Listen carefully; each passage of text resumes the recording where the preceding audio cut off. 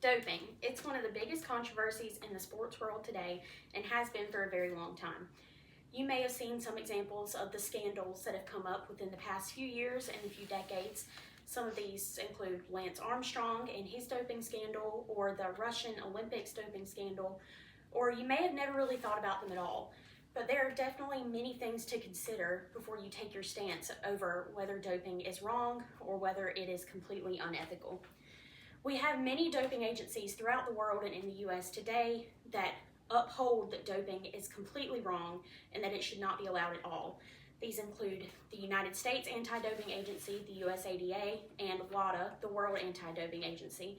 And they work hard to protect the integrity of athletes and to make sure that performance-enhancing drugs are absolutely not allowed.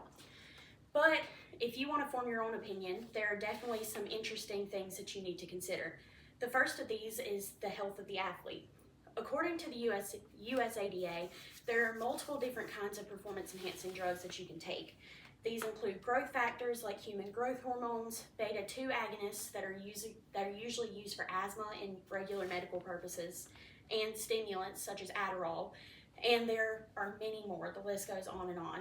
But according to what kind you're taking, there are many common side effects and health effects that you can see as the athlete, such as hypertension, dehydration, heart failure, severe headache, stroke, pulmonary embolism, and these are just a few of a very long list that you can definitely see if you continue to use and abuse the drugs. And the second part of that health risk is addiction. Are performance-enhancing drugs addictive? The answer to that is absolutely. As with most drugs, if not all drugs, athletes can absolutely get addicted to performance-enhancing drugs. They begin to feel this sense of invincibility, they begin to see more success in their performance, and because of that, they begin to take higher and higher doses. According to the NIDA, the National Institute on Drug Abuse, there have been reports that athletes that are taking performance-enhancing drugs are taking 10 to 100 times higher than the dose that a doctor would recommend for usual medical purposes, which can be extremely dangerous. And then there's the topic of integrity.